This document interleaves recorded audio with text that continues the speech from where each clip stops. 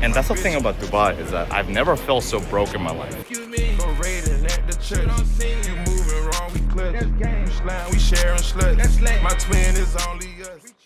Alright, what's going on? On my way to the gym. Gym is in the same building as my building. So I just take the elevator down and then there's a pool over there. It's kind of like a resort. That's how the building is kind of structured. It's like a hotel slash gym slash apartment building. So there we go. We go in there. Let's get it.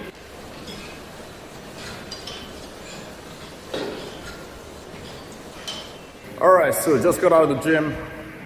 What I'm gonna do now is just take a walk outside. I live right next to the beach. So typically I'll do that on the off days on my workouts. I'll work out 3 times a week. So the other days of the week I'll do that.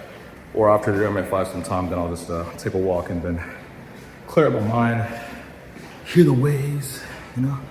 Alright, so from the spinning door. We got out. So we're gonna head towards the beach. Just going past my building lobby right now. Typically what you'll see is, I don't know if you see that, there's a, let me just show you. I hate being that fucking guy that's taking like videos of cars and shit, but that is, what is it, a Rolls Royce? I don't know what that car, I think it's a Rolls Royce, I don't fucking know. So that is pretty typical. I mean, at my old building, it was worse. There was like 5 Rolls Royce, 7 Ferraris, and 5 Lamborghinis, and a bunch of Porsches and a bunch of cars I don't know. But maybe because in the morning, there's 2 Rolls, typical, and then you'll have, I don't know, like other cars parked, which is good because there's like a, I don't know what Mercedes car that is, but it was just good because it makes you feel so broke. And that's the thing about Dubai is that I've never felt so broke in my life. I've never made so much money. I mean, it's not like I'm drowning in money or something like that, but I've made more money. The most money I've made in my life. But at the same time, living in Dubai, I felt the most broke and uncomfortable and the most insecure in my entire life. And in the best way possible. Because when you see that, then it makes you fucking hungry, right? Because when I was living in Colombia, I was hitting my most high spots. I was getting past 15K, 24K, 36K month in commissions, but my living expenses was 1.4K a month, USD. And I had a decent apartment. I lived in a pretty nice neighborhood. I went to a gym, it had everything.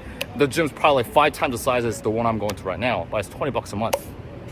You know what I mean? And I was eating out every day. Uber cost like fucking $2, $3. So in that moment, I had no reason to actually push further. I had no reason to actually, like, what's next though?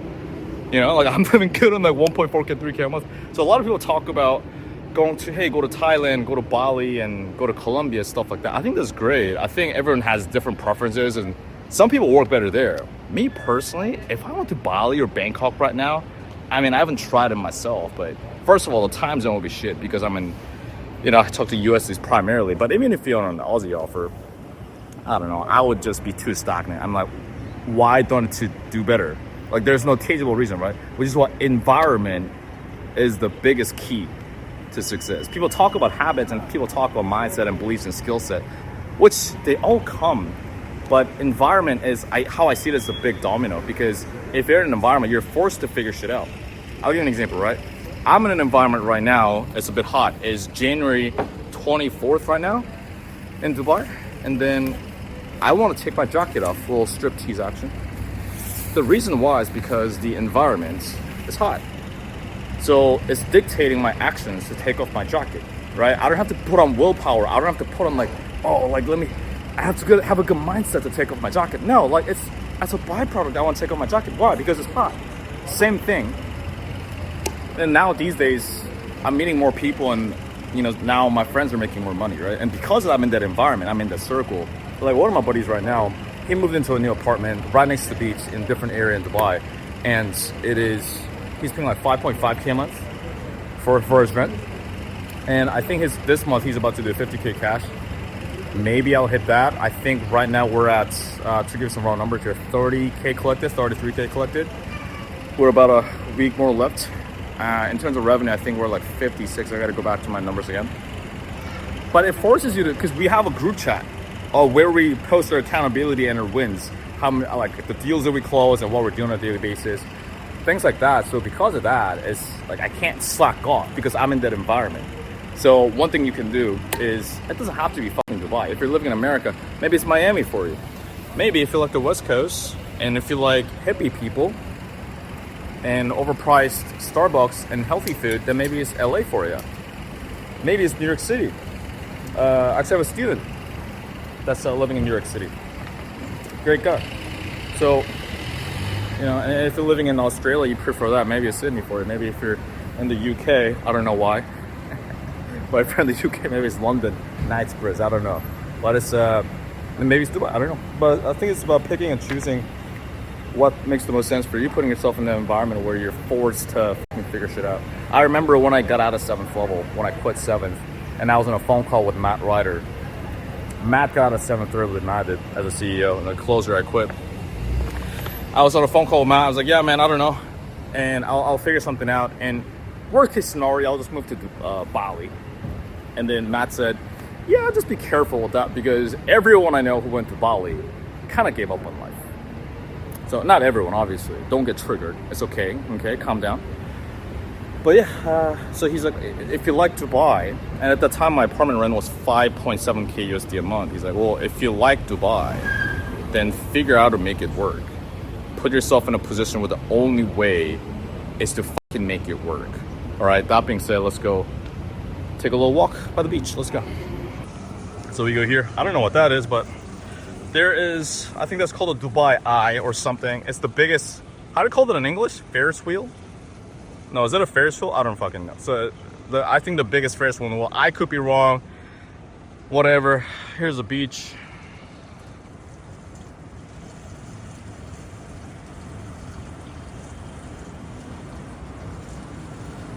So I'm just going down my building stairs. Yeah, I used to vlog 6 or 7 years ago.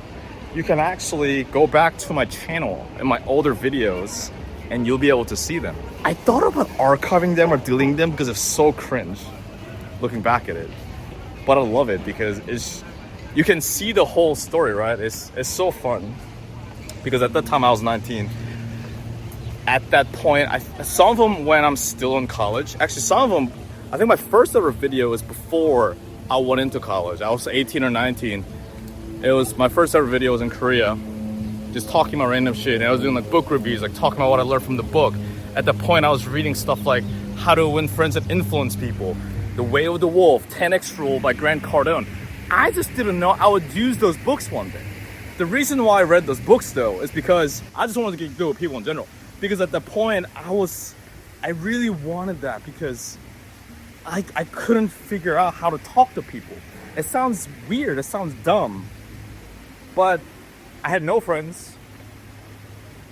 I think at that point I was a virgin. I think I just lost my virginity at 19. So I couldn't figure out how to talk to girls. And still, like, I'm still trying to figure that part out, right? Just girls, people, prospects, what friends, you know? There's the pool, by the way. So even back then, when I was 19, I'm 28 now. So it's been about a 9-year journey so far. But the path of still trying to get good with people and improve my communication skills, it has never ended. It's still an ongoing process. So yeah, I was making these videos and you can see me in college, me sharing what I've been learning in my life, and me dropping out, how I was scared, but I'm gonna do it anyway. And you see in my parents' house, there's a video clip, maybe we'll put it up. I dropped out of college at the point. My mom's like, what are you doing? If you know anything about Asian parents, you know. When I dropped out of college, because education is a very important thing. Going to college is a very important thing. So I told my mom I dropped out, and she looked at me, just dead. She said, what? What? Like, she's like, what are you gonna do? And I was trying to make this thing work, trying to make money online. Like making money online, right? Because that's what I want to do. Like I want to make money online. That way I can be location independent and travel to wherever I want to. And at the time I had a social media marketing agency, just like most of us do. I saw that infamous Iman Ghazi video. You know what's funny? Is now I live in a building where Iman Ghazi used to live. So it's funny how it comes full circle. You know also what comes full circle is that I tried to start a social media marketing agency. I was not successful at it. Nobody's fault but my own. And I was trying to start a social media marketing agency. I was not successful at it. Nobody's fault but my own. And then after that, my first ever sales job was like a proper like sales job was me selling a biz op, helping people start a social media marketing agency. And now I live in a building where Iman used to live. It's just fun how things work. But look at that. I don't know what that is. Is that, you see that? It's like a fucking pirate ship. I don't know what that is. So what I typically do is I just walk by the walkway, get some sun. And it is, sometimes I gotta stop and think and be grateful because I don't know if you're like me, but very hungry, you know? I always want to do more. Like after I hit one milestone, after I break one record month, what's next? Let's get to the next.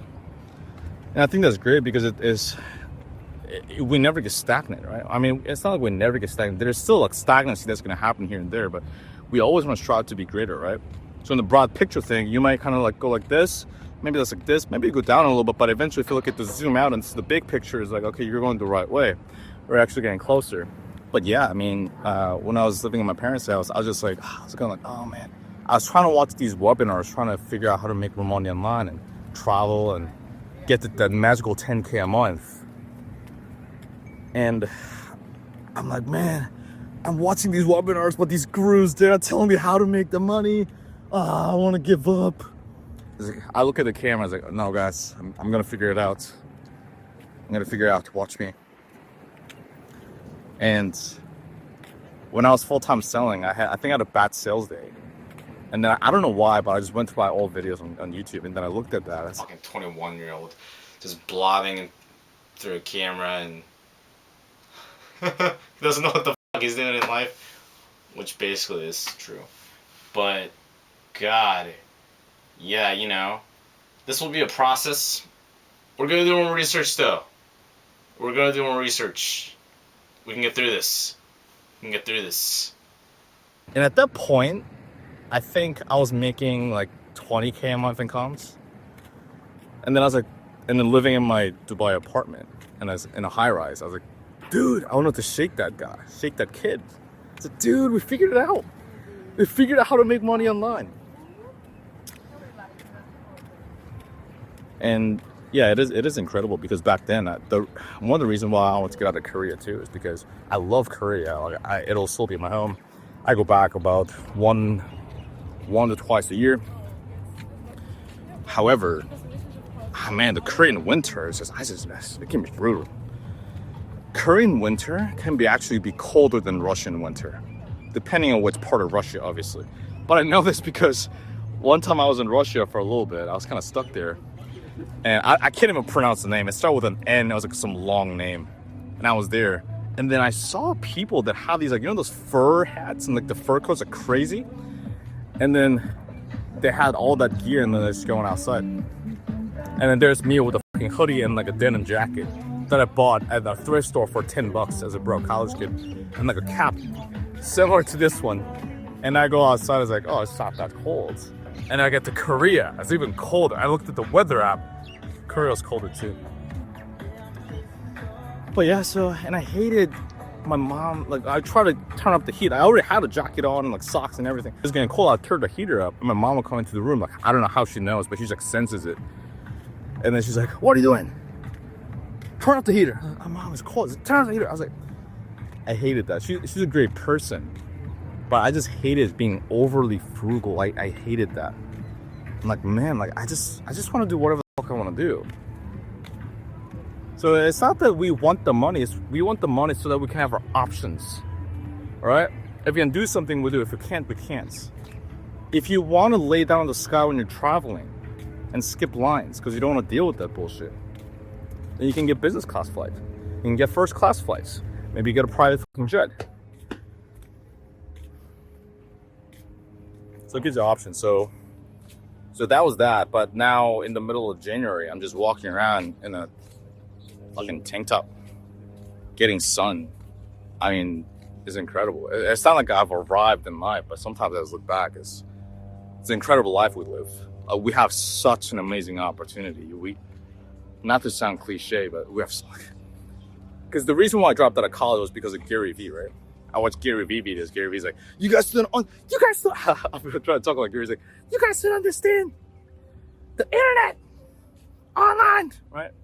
So we have that opportunity where, I mean, even look at like your normal friends. They probably don't know about this shit. Just talking to people for a living and then making money. Yesterday, I'm not good at this vlogging thing, and I'm not gonna just clear up my camera and my shit all day. So now the part-time, full-time job. But yesterday I had a 6.8K day, I believe.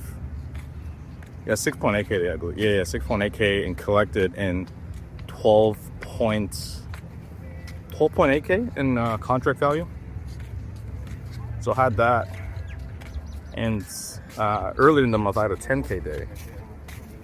It's good, and now this is for my own business, so I keep that minus some expenses, but the expenses aren't like, it's not that bad. I think it's just like my video editors and stuff like that, and like some software. That's pretty much it. Later on, and then we brought on a new setter. Our new setter just had her first close set, and prior to that, they had no sales experience. Fourth day on the job. It was a smaller deal, but still. Fourth day on the job, first close set, getting after in the follow-ups like a motherfucker. Don't get me wrong, like a lot of room to improve. Like sometimes you know what's funny is I remember when I was in a seventh level, and we were doing a team training call with Matt Ryder, at that time CEO of 7th Level. And during the training call, I was getting frustrated. Like, oh man, why can't I get this down? And Matt was like, Brian, we're frustrated. It's like, because like, I know I can do better. And he's like, Brian, how much money did you make last month? It's like, I don't know, like 24K. It's like, okay, you made 24K USD a month as a single guy, KFB. He termed, so he coined two terms for me. One is the KBF, Korean bitch face, because I have a bit of resting bitch face, and I'm Korean. And then he also coined the term KFB, which is Korean fuckboy. Because he saw my Instagram, and he saw my Instagram, and I was like, "Man, are you a Korean fuckboy?" I was like, "What does that mean?" And anyways, he's like, "So you're a single guy making 24 grand a month, KFD. What is there to be frustrated about?" I was like, because I want to do better. Like I know I can even do it." And Matt was like, "Well, how do you think I feel?" I was like, "What do you mean? You're already good at sales?" And Matt's like, "Exactly. And now I have to see you guys fucking up. I have to just watch you guys fuck up." And when I look at that, I was like, man, you should have done this. I was like, at the time, oh yeah, I guess you're right. But now looking back at somebody, not just training other reps as students, but now training reps for my own business. Well, I've brought on one setter so far, but man, sometimes I have that sense of control. It's like, fuck, I want to get in, I want to I would say this differently and stuff like that. But I just try to put the emotions to the side and then not be reactive. And he's like, just be objective as possible. I mean, they had zero sales experience. For that, they're doing great. And they're doing the best to download all the training material I'm giving them, downloading into their brain. It's going to take time. Like, fourth day on the job as someone with zero sales experience. And I'm very proud of them. Very intelligent person, which is why I chose them. I chose them out of, I think 94 applicants. I'll have to check my recruiting pipeline. But yeah, 94 applicants. There were other people that had way more sales experience than her. They collected more cash, they had more years of sales experience and all that, but I chose them because I saw something in them that I didn't see in other people, which is character. And it's something I talk about a lot, which is character trumps skill set. What I mean by that is someone could have solid skill set, but if they're not that hungry, if they don't have fucking common sense, I have to teach them everything. They're coming to me problems, not solutions, every time. Whether they're a rep I'm training for my own business or a student, I don't want them. If they don't want to, if they're not obsessed with being the best, I don't want them. One of the students, Alex, shout out to Alex. He's been getting after it. Very young dude, he's 19, 20 years old. And he he got into a real sales system, our implementation program, and he's been posting basically daily debriefs.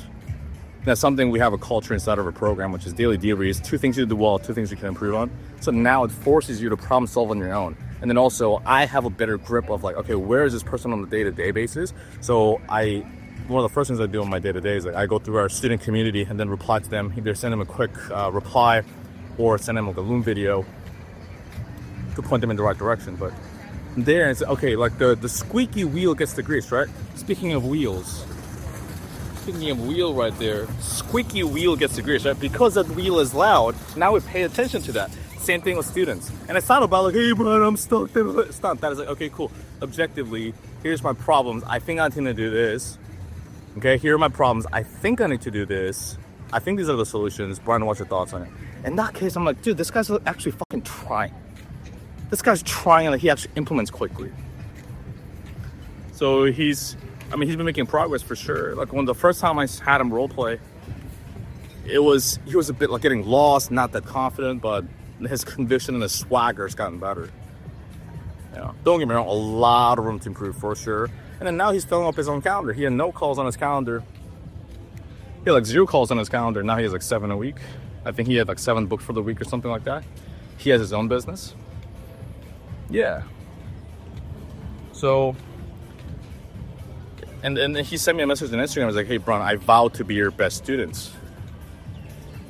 And if now these days, if a student doesn't have that attitude, doesn't have that mentality, I don't want them. Because why even bother? You know? Because guess what? I have the same fucking mentality. I have the same mentality when I'm going into programs. I invested in different masterminds lately.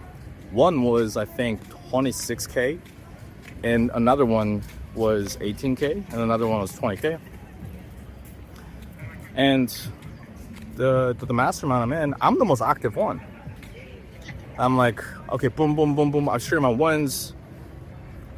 You know, I'm very appreciative of the support. They have amazing support. So I'm very appreciative of the support they give. Stuff like that.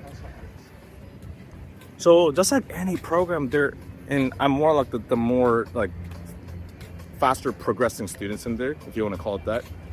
But I know there are other people in those programs not getting as much results or maybe not seeing as much progress. Every program has those. There's different reasons for that, but I think the reason was because if you're engaged in the community, it's not like I'm in there like fucking posting every day. Or like posting all day. But I'm going there like real quick, like, hey guys, here's a win, boom. Hey guys, if you need help, let me know. Hey guys, this has helped me. And I think because I'm more skin in the game in that program or the mastermind. So naturally, I'm gonna try harder to soak up the training material and like do better. You know? And I always try to show up as a client, as a student, how I want my students, my clients to show up. Because it's a mirror. Simply a mirror. I don't want to get woo-woo, but that's just how the world works.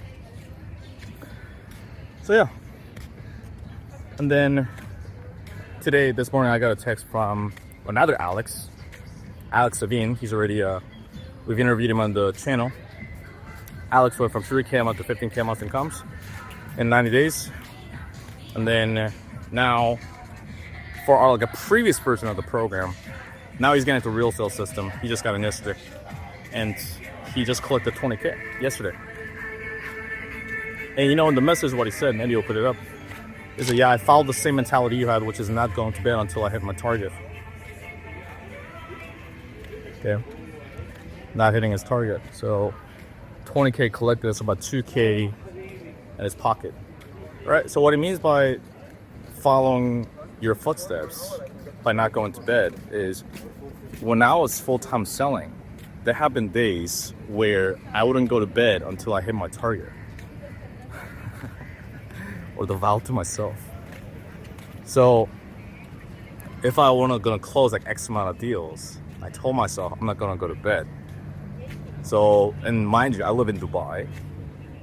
So my 3 p.m. I believe is like 7 a.m. Eastern time. And then the company I was selling for, the leads were based in America, most of them.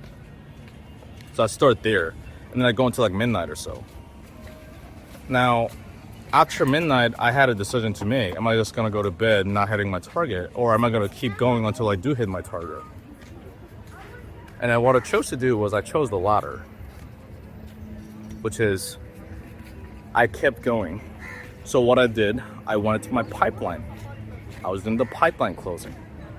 Okay, follow-up deals. People like, okay, where's my pipeline right now? Okay, who's closest to buying right now? Okay, let's go into that. Okay, hey man, how's things going? Anything I can help you with? All right, cool. Hey man, what's getting in the way? Try to handle objections. And then like just a no after no after no after no. It's like fucking midnight. My eyes are dry. I'm doing this shit. I want to go to fucking bed so many times, man. So many times I want to go to fucking bed. I'm like, fuck this. Why am I even bothering? Why am I even bothering? I keep yelling anyway. I ain't no princess closer. So I kept going, and then finally, around like 4:30 or like 5 in the morning, I put through a sale. It was an upsell, and it was a 7.8K pith. He had some objections on the call too, by the way. I think he had some objections, and I'm like, you're not getting off the phone with me without them card digits. So yeah, close that, put through the sales form, and then in the Slack channel, someone actually sent me this. I put through the sales channel. I told myself I wouldn't go to bed until I close the deal. Here we go. It's 5 a.m. here in Dubai on a Saturday. So it's Friday night going to Saturday, 5 a.m. Good nights. And then I did that. I passed the fuck out. Yeah. So, and I've done that on several days. Not just one day, but several days. And I felt tired the next day. You know, but you keep going, and so it's not a sexy thing. It doesn't matter when you first got into sales, high ticket closing, fucking whatever. When the gurus, right? I guess I'm a guru too. Somebody called me a guru. I'm like, dude, I'm honored. Am I cool enough to be a guru now? But yeah, so I mean, you probably saw some 20-year-old on YouTube saying like, oh, like sales is easy, get into remote closing, high ticket closing, upside down closing, side down, sideways closing. You can master sales in 90 days. You'll be a closer right away. Make 10K a month in your PJs by the beach. It's not how fucking sales works. Yeah, I mean, just does it have to be for the rest of your life? No, but just depending on what season you're in. At this time of your life, I mean, if you're watching, you're probably young. It's not like you're in your fucking 40s or something. You're in your 20s or 30s. You're hungry. You want to get after it. Just do that. It's self-sacrifices. Big Sean has a song named Sacrifices. I fucking love that song. He goes, well, I don't make sacrifices. I give away my time knowing that time ain't free. Fuck it, I sacrificed it. I love that shit. I used to listen to it a lot when I was trying to make this shit work. Cause I'm like, yeah. It's just temporary. It's just temporary. Everything is temporary. You can choose temporary pleasure for now, give up on your goals, and take you away from your goals. Or you choose a temporary sacrifice, but you're going closer to your goals. Or you're sacrificing distractions for now. And you can have the distractions later. So anyways, yeah, it's great. So I don't know how I'm gonna put these fucking vlogs together, man. It's I think this vlog's gonna be like 1 hour long. Because there was also another clip last weekend.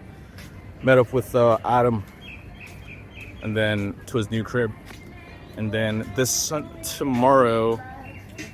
Okay, so I'll give like a brief rundown on like how the weekends work, right? Just in case I forget to film it tomorrow. So on the weekends, what I typically do is I usually don't take that many calls, maybe like a few calls. But the reason is because on the weekend I will do my deep work. So typically at this season at least, I don't really fuck off during the weekend.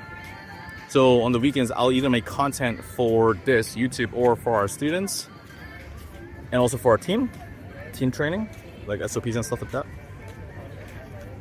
And that's mainly what I do during the weekend. And like, cause I want some days to actually like think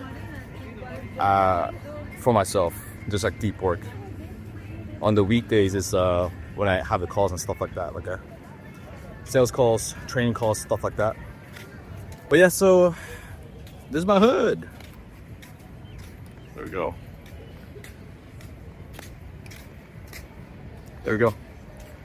So that is pretty much it. Yeah. So if you, I almost forgot to say, yeah, so on Saturday, I'm gonna do that. And during the night, I'm gonna go meet up with this girl. These days, I want to talk about this because I was thinking like, this is like too much information, but fuck, it doesn't matter. Because I mean, we're all humans, right? If you're watching this, you're probably, dude, 99.7% of you motherfuckers, you're dudes. So I think I have like one female in my. I think I ever had one student ever that was a female. So that's fine. But yeah, so tomorrow, yeah, gonna do like content, SOPs and stuff like that. And during the nighttime, gonna meet up with this girl. Now, I'm at the season where we talk about different seasons, right? So how I categorize is like 3 seasons in life. I'm not talking about spring, summer, fall. Number 1 is immersion. So immersion is when you buckle down, what cool cats call as locking in or monk mode. I call it immersion, which is where for the most part of your week, most part of the day, you're just locked in and just taking sales calls, getting better at sales, doing sales training, doing follow-ups, all that kind of shit, right? So, and you're minimizing distraction. You're going to the gym, you're getting good sleep, don't get me wrong, but for the most part, you're locked in. And you'll maybe do like actual work for maybe like, I don't know, 60 hours a week or plus, right? 50, 60 plus. And there's maintenance. Maintenance is just like how, imagine going to the gym, your maintenance calories is, and you're maintaining at the gym, is you're not trying to bulk up, you're not trying to like lean down, you're just trying to maintain your weight. Right, so that's kind of maintenance. So maybe you work like 40 to maybe 45 or 50 hours a week. And then maybe after work, you go have dinner with your friends, your girlfriend, dates. On the weekends, you go to Top Golf, all that kind of stuff. Take the weekends off. And then there's chill mode, which is maybe you work 20 to 30 hours a week. I was doing that at Korea at one point. I did that for 1 month. So I was working like 20 hours a week, and I think I only made like 12K in comms that month. But I knew that was gonna happen because, well, I mean, I was gonna work less, so it makes sense. So, but I was okay with those consequences because I haven't been home in a while, like a very long time, or maybe over a year. So, seeing friends, seeing family, having amazing Korean food. So that was chill mode. I don't do that too much out of the year, but I do that from time to time. But right now I'm in immersion because I'm in building mode, right? So during my immersion building mode, I don't usually really go out that much, you know? Like not a lot of social stuff. But yeah, tomorrow after some work, this one girl hit me up from a previous pipeline. So I'm like, okay, it's not gonna take too much work. Cause these days, like, dude, I don't wanna like go on a proper date. Like taking a girl on a proper, especially in Dubai, man. God damn. These girls' expectations are so fucking high. If you live in any major city like Miami, or Miami is kind of like a dude, I've heard. Or Dubai. There we go. This gentleman also vlogging. I don't think he's watching, but it's okay. Yeah, so I mean, like, these girls, okay, can you pick me up? And I'll be like, hey, I'll send you Uber. It's like, no, can you pick me up? I was like, especially with Dubai traffic these days, I'm like, dude, I'm probably not that much of a gentleman to do that, at least at this stage. Even if the girl's great, I'm like, man, it's like, because I live by the beach, so if they live by downtown, it's gonna take in traffic. One time, June tried to come over here from downtown. It took him an hour and a half. It's the same city. Without traffic, it takes like 25 or 20 to 30 minutes. Like, okay, so it's like 33 hours of my life sat there taking this girl, and then I sit there and buying her wine, and or like they don't even want drinks, man. They want like a dinner, caviar and shit. So it's like, oh, let's go for drinks. She's like, oh, I prefer champagne and caviar. I was like, no. You know, so that's most girls in Dubai, and nothing wrong with, like, that's what they want, and then there's something that I want, right? So, and there's an I'm willing to do, I'm not willing to do at the moment. Same thing with them. So it's just, it's fine. Maybe in different stages of my life I'll do that, but right now that's just not what I'm trying to do. So that's why I haven't been going on like that many dates. But if it's from a previous pipeline, then it's not gonna be that much work anyway. So, or at least I hope. Right. So because of that, I'm doing that. There was also another girl that came by. She was doing some. She's a realtor, so she was. Yeah, half the girls you meet in Dubai are real estate agents, man. Half the girls meet me in Dubai. Either a real estate agent, content creator. That's pretty much it. Or they don't have a job. Most girls in Dubai don't have a job. It's funny because when I went back to Korea last year in October for maybe like a week or two, I was talking to one of my homegirls, and then beautiful soul, by the way, love her to death. And she and I were talking, and she's like, "Hey, how's Dubai?" and stuff like that. It's like, "Oh, you know, da da da da da." And I was like, "Hey, how's things going with you?" And she's like, "Yeah, like I have this job, da da da." You have a job? I was like, and she was telling me, "Oh, I mean, yeah." She was gonna like, "Well, yeah, duh. Well, what are you talking about?" It's like, "Yeah, I mean, so my friends, they have jobs. Like, okay, your homegirls, they have jobs. Girls have jobs here. Like, I've lived in Korea all my life." I was like, "Yeah, I forgot about that. I forgot about that. Girls have jobs." I was like, because in Dubai, most girls don't. So even most real estate agents, they're not making money from the commissions because most girls are pretty bad. Obviously, there's exceptions to the rules. I know one girl is actually a savage. She's a Rolls Royce and all the fancy Mercedes cars and stuff like that. I know she's legit. And especially because she sells to like really rich investors. But yeah, most are not good. So they have a sponsor, right? They have their own investor for their personal investor. So anyways, but nonetheless, yeah, so this girl had a viewing at my building, and I just came down and just hung out for a little bit, her and her friend. But yeah, besides that, man, I'm not like when I was 19, I was going out to clubs like 4 to 6 nights a week, and then going out and cold approaching random girls on the street every day for 3 months straight. Now, the purpose of that is, number one, yeah, I want to lose my virginity, I want to get laid, which I accomplished during that 3 months tenure. But yeah, I mean, but also like another big thing for me was just improving my social skills. That was really it. But right now, the stage of my life, I'm just trying to lock in and just build this thing. And so I have this emergent period now, and then what I'm planning to do is around May, I'm gonna have more of my. I think it's gonna be chill, but I think it's gonna be more like maintenance. I'm gonna go back to Korea for a week or two, and then after that, I'll probably go to Europe. European summer is the best summer.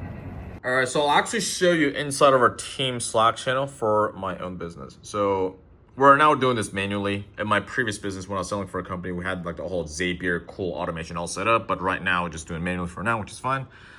And we'll just block the information. So 6K deal, 3K collected. This person was in a different program, but they came over through follow-ups. That's great. They're very committed. They actually put money down earlier to show commitment, which is great. So this deal, 3K deal, 3K collected, and this was more of an upsell slash resell. So they were a previous student before, they got great results, and then they came over hopping into the implementation program.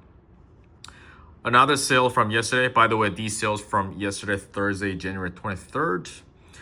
So this one was a one-off one-on-one coaching. I typically don't do that, but it was more of a custom thing because this person really wanted to get some help. This person was very committed, and they actually borrowed money to get in, so to scrap up the bit of money. So I was like, okay, you seem committed, so why not?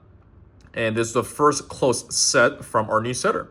So fourth day on the job, 0 sales experience. Very, very proud. A lot of room to be improvement to be made, but nonetheless, very, very proud. And they've been working hard and learning and downloading the training material into the brain. So very, very proud.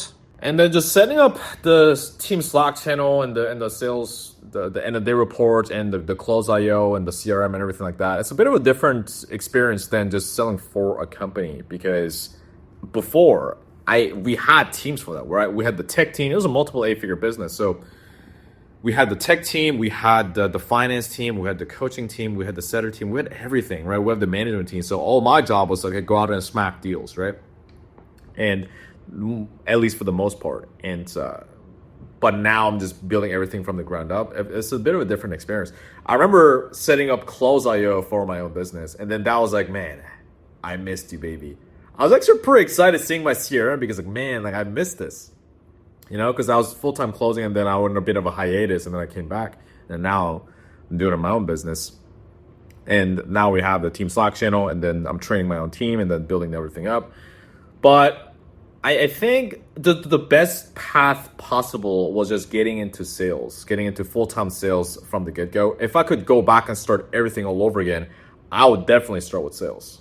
And I'm not saying this because whatever, like I don't even help people get into sales. I already train people that are already in sales, right?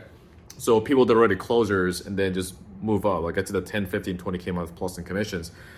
But I've tried different businesses before, right? First, I tried to start some sort of social media marketing agency because I saw a course, but I didn't know what the fuck I was doing. I didn't understand how to do sales calls. I didn't understand the buying journey. I didn't understand the sales process, what needed to be done, and a complete stranger to actually hand you thousands of dollars on the internet. I don't understand that whole process. I'm like, okay, like it should be done, but it doesn't quite work like that, right? And I tried other businesses too. I tried copywriting. I tried affiliate marketing. I tried just like content creation, trying to making money on YouTube, all that. But it didn't really, I made some money, but it didn't really go anywhere because I didn't know what I was doing. And so one of the best advice I got in life was one of my life mentors at the time. Just said, he was just so sick of seeing me just being miserable and not getting anywhere. So he's like, well, dude, just go work for a business. It's like, yeah, I don't know. Because at the time I was trying to make this business thing called work. And I had a bit of an ego, right? I'm like, go work for somebody. I don't know. But go work for somebody. Get some money, learn shit, and then after that, you're in a better position. Then you can start your own business if you want to. If not, you can just keep selling. I was like, all right. So it's the whole thing of the learn while you earn kind of thing, right? So I did that, and probably that was the best decisions I've made in my life because from that, now I got some money coming in without having to do everything in the business. Because I'll tell you this. Doing my own business, I'm pretty much doing everything. Now I'm putting people in place, right? Now I have the video editors and the thumbnailers, the content, and then as well as we have the setters. And well, I have one setter right now. And besides that, I'm doing everything, right? I'm doing the sales calls, I'm doing the coaching, I'm doing the hiring and recruiting, I'm doing the managing, I'm doing the operations, I'm doing the fulfillment, I'm doing the admin and everything. I'm doing the finances. So it's quite a bit. Right now I'm like slowly starting to put the pieces in place, but I've had days where I'm like, man, like what am I doing all this for? Then in those moments you go back to, I know what I'm doing this for. So for me, there's different reasons. Like superficial reason is that I want that villa on the Palm. My apartment right now, I'm paying about 5.3K USD a month. I paid 6 months up front for rent, and it's a one bed. It's a tiny one bed. But everyone in this building is just getting after it. And then in the lobby, there's like 3 Rolls Royce and all that kind of stuff. And it's an amazing building. But I want the villa on the Palm. Now, that villa is going to cost me 30K, 70K a month in rent, USD. Right? So I want that. I want to be on private jet every time. Every time. So I want that. I want my Rolls Royce. I want my designated driver. I want all that. I want to make sure whatever my parents want, I can take care of that. I've taken them out to lunch and dinner, and I picked up the bill at nice restaurants, and I've sent them gifts. I send them, we call it Hanu, which is kind of like Wagyu beef. It's like a really good quality Korean beef. I've sent them that, but definitely I could be doing better for sure. And I've helped my friends out with different things, right? If they're behind in money, I'd send them rent money, and now I've done that, and I've helped them out with different things, which is great.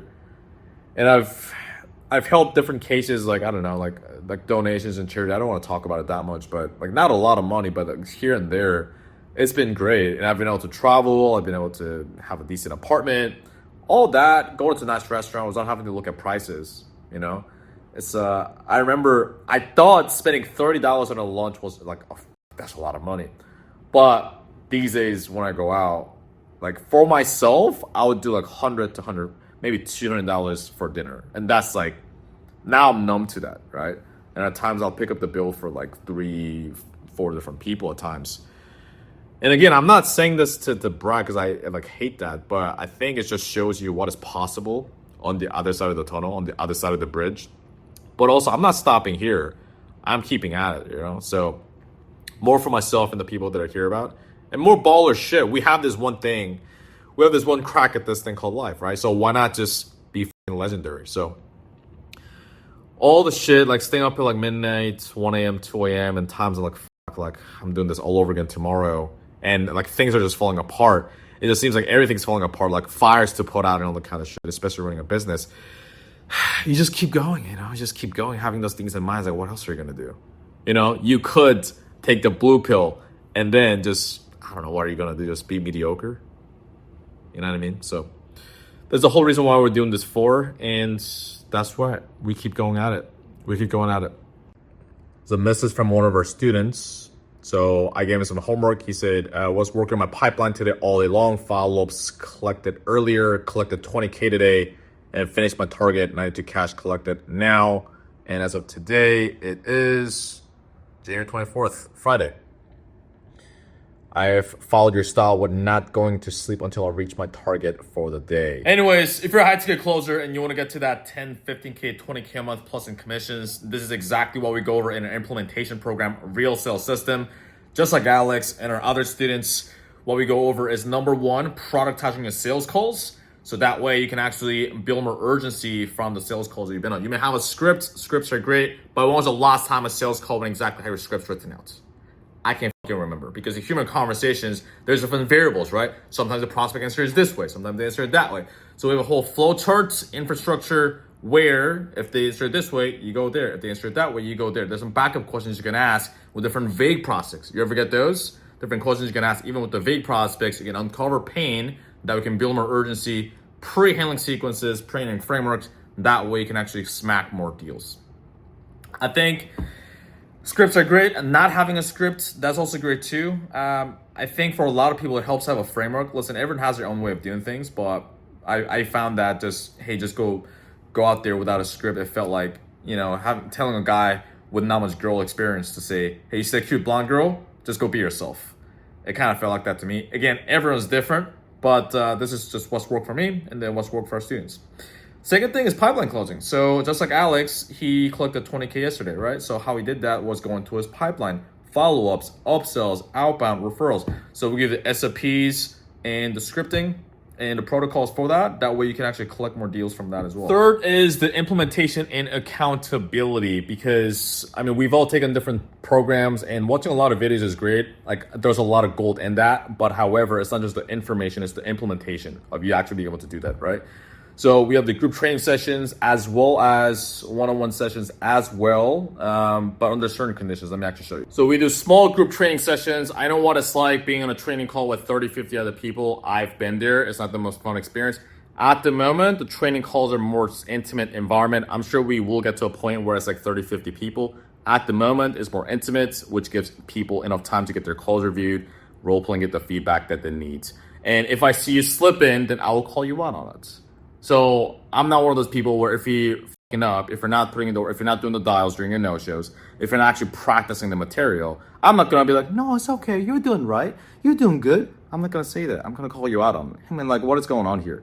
You're not practicing much. I can see that you're not practicing much. What is going on? I'm not afraid to tell that to you, and ideally you have that accountability within yourself, but if you want that accountability in your life, that's something we do as well. So if you're not a apprentice closer, you are a closer, you know, it's that 10, 15K, 20K a month and commissions. Plus, go to the first link in the description box below. You'll book a call and you'll speak with myself or someone on our team. And then we can take a look at what's going on in your sales, where we're trying to get to, what kind of support you may need. And if it seems like we can help, we just walk you through all the different options, how we can help get to that 10, 15K, 20K a month in commissions. And your goal, not be a princess closer, become a f***ing shark. I'll see you there. I done made sacrifices. So many sacrifices.